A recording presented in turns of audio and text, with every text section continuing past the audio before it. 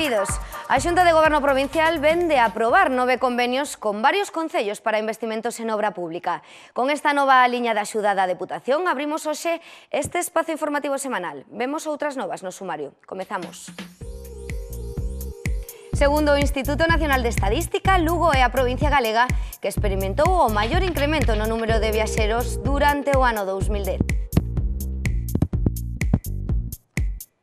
O Programa de Animación Sociocultural do Concello ofrece máis de 180 actividades para todas as idades a través da súa rede de centros de convivencia. Éxito de participación na cuarta edición do Tapicheo de Sarria. A coincidencia ca Ponte Festiva fixo que algún hostaleiro esgotara as existencias.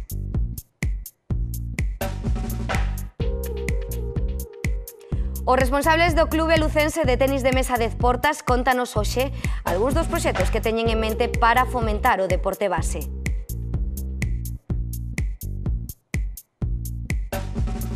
No espazo de Xoán de Muxa coñeceremos algunha das lendas que envolve un dos humedais máis importantes de Galicia, a Lagoa de Cospeito.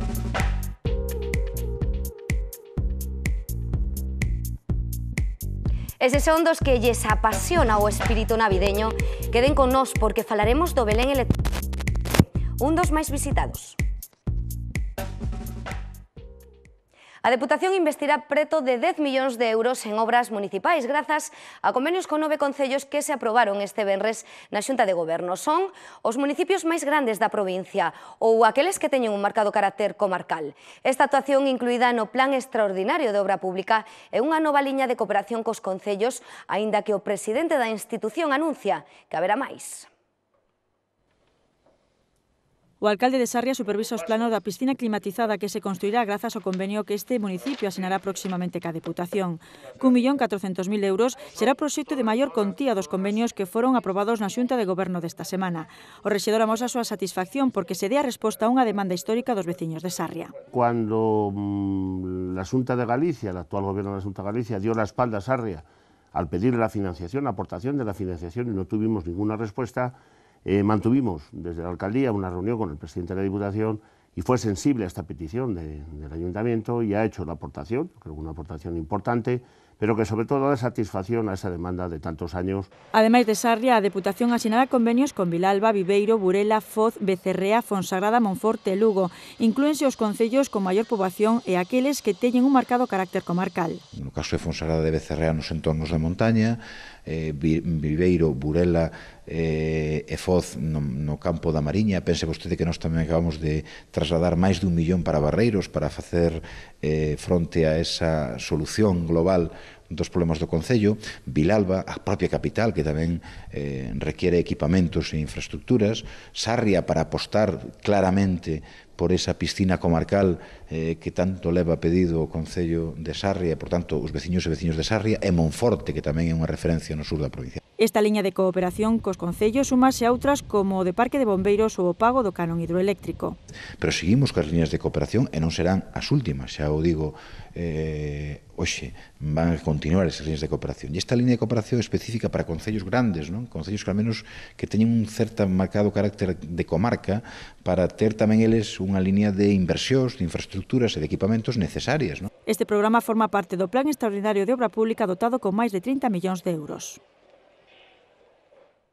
Lugo está a cabeza de Galicia no crecemento do número de viaxeiros. No que vai de ano a provincia medrou un 16,19%, seguida de A Coruña cun 14,45%. E máis afestada queda xa Pontevedra e Ourense. Son datos do Instituto Nacional de Estadística que a Deputación deu a coñecer este xoves. A provincia de Lugo como destino turístico este ano está a bater récords a nivel galego e mesmo nacional, mentres o crecemento de viaxeiros sitúase no 6,3% en España e no 11,21% en Galicia. En Lugo medrou o 16,19%. O que estamos dicindo aquí é as persoas que viñeron a maiores co ano pasado. Non é que nos viñeran a visitar só 67.320 persoas, sino que foron novos viaxeiros que viñeron á provincia de Lugo. Respecto ás principais cidades galegas, a capital da nosa provincia rexistrou a subida máis forte. Pois, dende logo, decirlle ao alcalde de Lugo que o están facendo moi ben. Eu creo que hai celebracións como ao Ar de Lucus e demais que están convertindo a Lugo nunha cidade turística, efectivamente con un turismo diferenciado, cultural, que eu creo que é moi interesante. De todos os xeitos, o obxectivo é seguir a potenciar a provincia como paquete turístico único. Agora aquí podemos analizar ou podíamos facer un seminario se hai unha provincia que pode ofrecer a Mariña que nós podemos ofrecer, o sur que nós podemos ofrecer, porque a Rioja está moi ben, pero nós podemos ofrecer só no sur da provincia, o que pode ofrecer a Rioxa para toda a comunidade. Para avanzar nesta liña, fidelizar o turismo é un dos retos inmediatos. Desde as diferentes administracións podemos lograr nun plazo moi razonable de tempo pois un avance espectacular en materia de visitas turísticas e sobre todo de fidelización de xente que veña, que probe e que repita.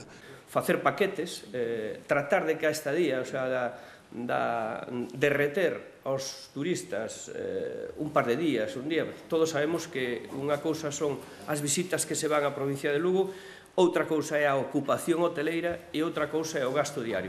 A colaboración entre as administracións públicas e o sector privado está a ser decisiva para que Lugo sexa destino turístico preferente. Creo que o máis determinante e o que está permitindo estas cifras tan positivas e, desde logo, tan interesantes de cara a crear emprego e a crear riqueza.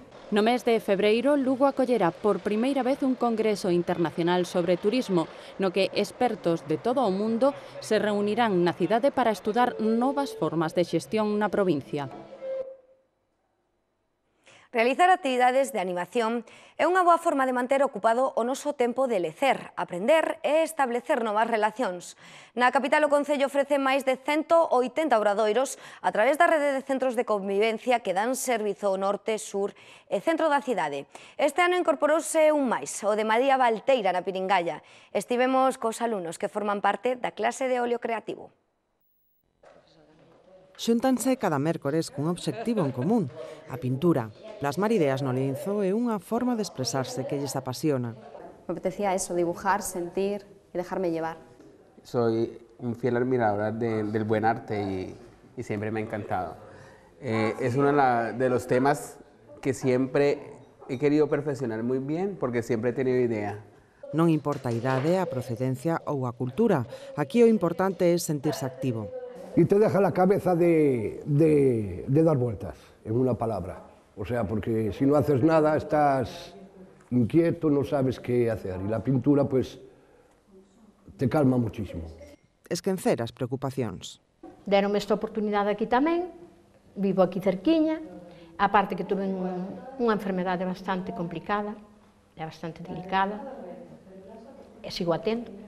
Entón, mentre estou aquí, nunca viro. E a un prezo asequible. Aparte de que integra mucho a la gente, es una oportunidad que se le puede brindar a cualquier persona.